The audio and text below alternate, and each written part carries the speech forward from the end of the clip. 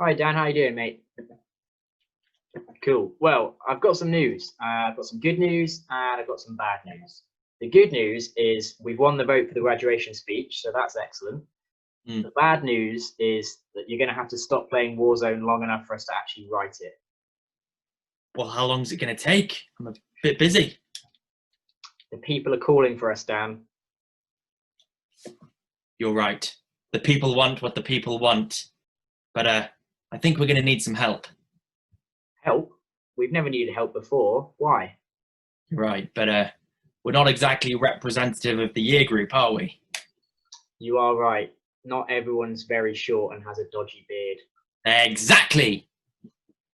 Well, what about the other nominees? Well, it's not what the people wanted, but fine. 2 seconds later. Okay, so now for some more serious talk. It's very difficult to summarise what has been 5 Or 6. Or 11.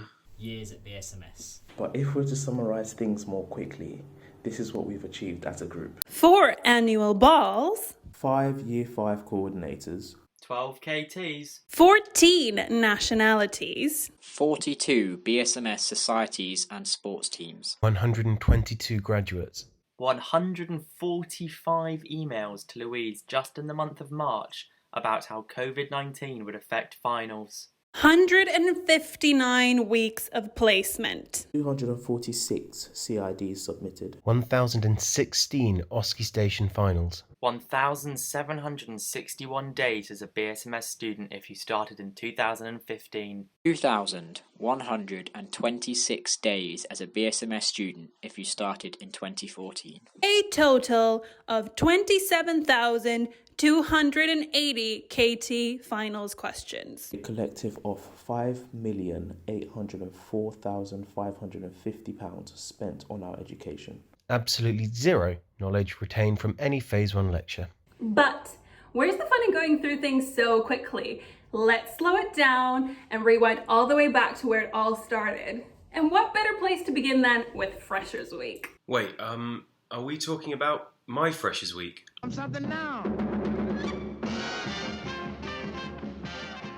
Phase 1. A time before Trump, Bojo, Brexit, Liverpool winning the Premier League, the end of Top Gear as we knew it, Ebola, the Scottish independence vote, the death of Robin Williams, and obviously coronavirus. The reason we're not all together today celebrating our success. But in more positive news, half of our graduating cohort started in 2014, to be shortly followed the year after by the other half. And what better way to introduce ourselves to one another than through Freshers Week? For those coming straight from school, Year 1 was a terrifying leap into living and cooking alone. Thinking back to some of the meals I saw cooked, it's a wonder we're all still here.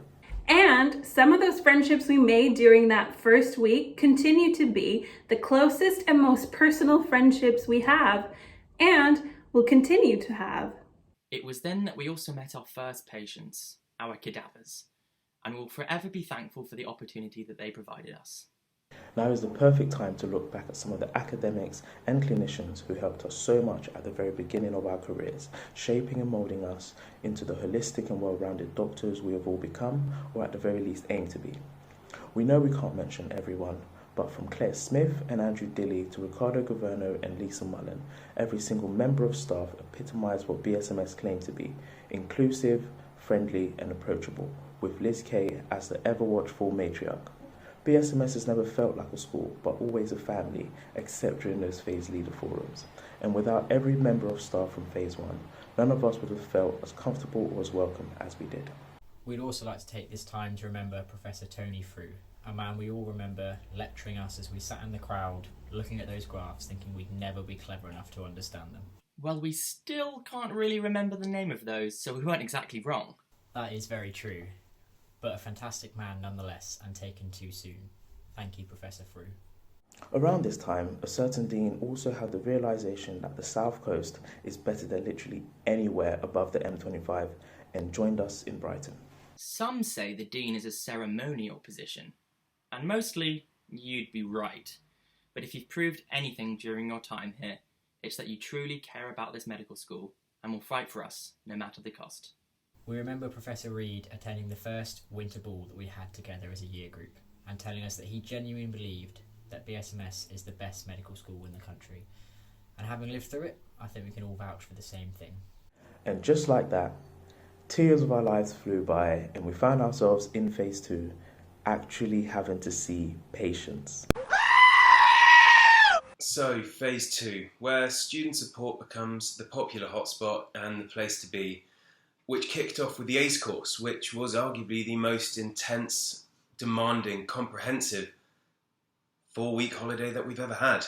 One thing we got 100% straight in our heads during this time, and definitely didn't need to be covered every week of every year thereon, was our A to E initial assessments. We've come up with our own little A to E for phase 2 here. A stands for AB, a building which to many became a second home, with sleepless nights in the library and a lecture hall so hot that by the end of the day, some say the seats were more sweat than chair. B stands for the beach, because it was only really third year when we all started realizing how lucky we were to live by the seaside and have a barbecue on the beach with those famous Brighton sunsets for a backdrop.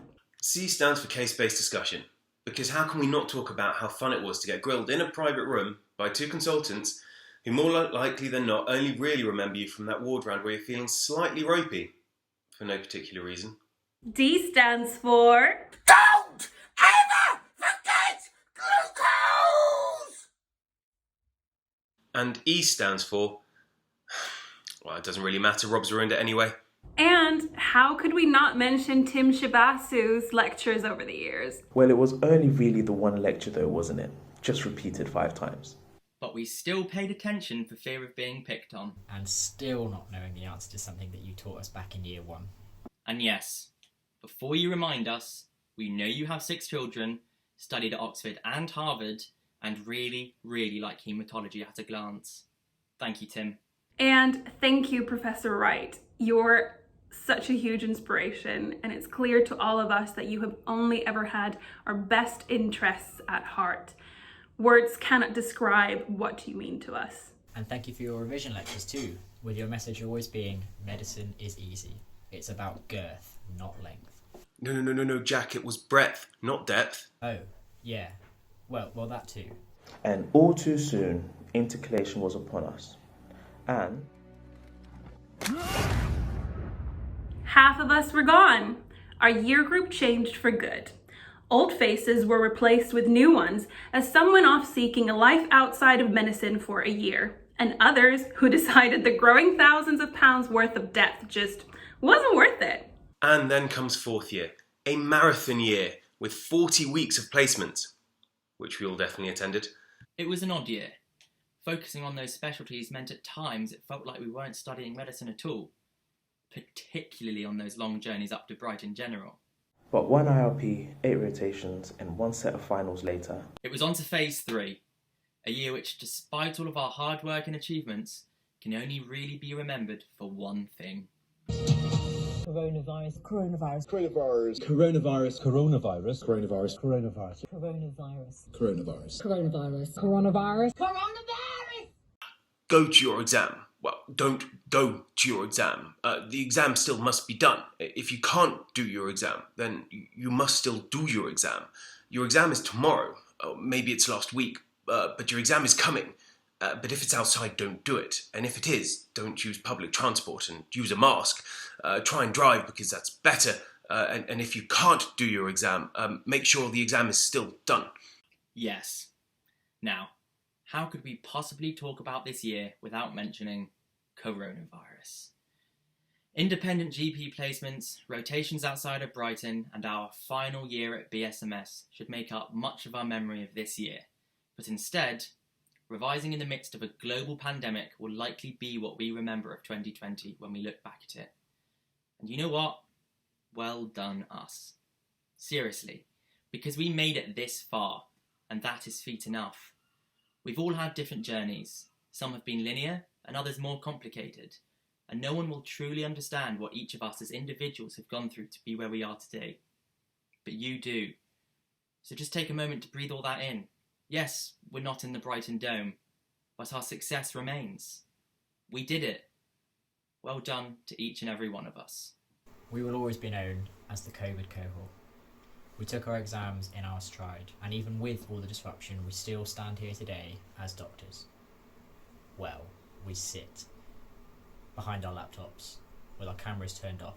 But the important thing is that we do it as doctors.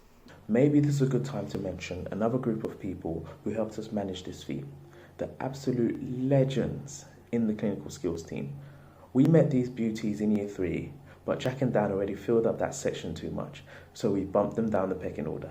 Helen, Maria, Geraldine and James are probably bored about hearing how great they are when these speeches come around every year. However, it's no accident they have shelves full of Best Teacher awards. And this year in particular, they've really earned it. Somehow they managed to get a herd group of 120 nervous wrecks through 6 clinical placements and a book full of clinical skills, let alone somehow organize an OSCE in the middle of a pandemic. It's not exaggeration to say, without these 4 amazing human beings, we wouldn't be where we are today. Another thing we wanted to do was look back at how lucky we were to have all of those Mike Akori lectures. For those of you who don't know who Dr. Akori is, he is the epitome of the BSMS spiral curriculum. At the end of a rainbow, you'll find a pot of gold, but at the centre of the BSMS spiral curriculum, you'll find Dr. Akori angrily reminding us that you still can't give ACE inhibitors to patients with impaired renal function, and that hasn't changed since first year, so please get it right. However, and Dr. Akori, we mean no offence by this, but one thing we cannot thank you for is interprofessional learning, because that was a major ball ache. For which we now know all the differentials of. As we near the close of our graduation speech and our time at BSMS as a whole, we have a few last things to say, which we think are so important we have included them without jokes. First of all, we just want to emphasise again just how grateful we are for everyone who supported us and helped us through our journey here at BSMS. We truly are indebted to you. Yeah, about 70 grand if I've done my maths right. Oi! I thought we agreed on no jokes in the final emotional paragraph. Yes, okay, fair enough. I'm sorry. I just couldn't resist one more sarcastic comment. But I'm done now, I promise. Excellent. Right, back to speech. As we say, we are grateful for everyone here at BSMS. But there are a few more people that we wanted to thank personally because they've done so much for us. We've mentioned a few of them already: Juliet Wright, Liz Kay, Claire Smith, Tim Cheversut, Rob Galloway, Michael Corey. There are a few more that we haven't mentioned but would like to highlight, and they are Rick Harvey, John Mason, Andreas Hirsch, Sunita Soni, Mr. Islam. Thank you so much for all the time you've given us whilst we've been here at BSMS. But someone who literally everyone in this cohort worships the feet of is a person who has been our savior so many times, and that is Louise Mimna. We need you to know that words could never express how grateful we are to you. Your giving heart was ever overflowing. You made us feel brave when we felt defeated, and you helped carry us over the finish line. We will forever remain indebted to you. We love you. And now we really are nearly done, but we have one final message for you, our peers, our colleagues, our friends and our family. Our time at BSMS has been a huge privilege. We've benefited from a hugely progressive and liberal school and city, and we're sure you'll agree we've learned so much more than just medicine. Our time at BSMS has afforded us the ability to recognise when things aren't right, whether that's sexism, homophobia, racism, or any kind of moral injustice. But more importantly than teaching us to just recognise it, it's taught us that it's important to act upon it as well. We believe that everyone in this graduating cohort has the insight, the humility, and the guts to go forth and speak out and stand by our colleagues and patients if we see someone being mistreated because of race, sexual orientation, or gender. This is a message that is more important now in this climate than ever before. And we challenge you to remember the lessons of inclusivity and strength and togetherness that we have learned here at BSMS, and never bow to pressure in these areas. To quote a message of support that we got from some of last year's graduates just before our COVID finals, we're not just doctors now, we are BSMS doctors. And we feel, and we think you'll agree too, that comes with a certain amount of responsibility. We have all been influenced by our experiences here at BSMS. Who we have become has been shaped by the friends we have made, the opportunities we have had, and the memories we will cherish. And I, for one, will always be grateful for that. We know life as a doctor won't always be easy. There will be long hours, short breaks, struggles, and every emotion under the sun. But remember, even at our worst, we are incredible because we are BSMS. We will always be BSMS. We love BSMS! We'll miss BSMS. BSMS forever.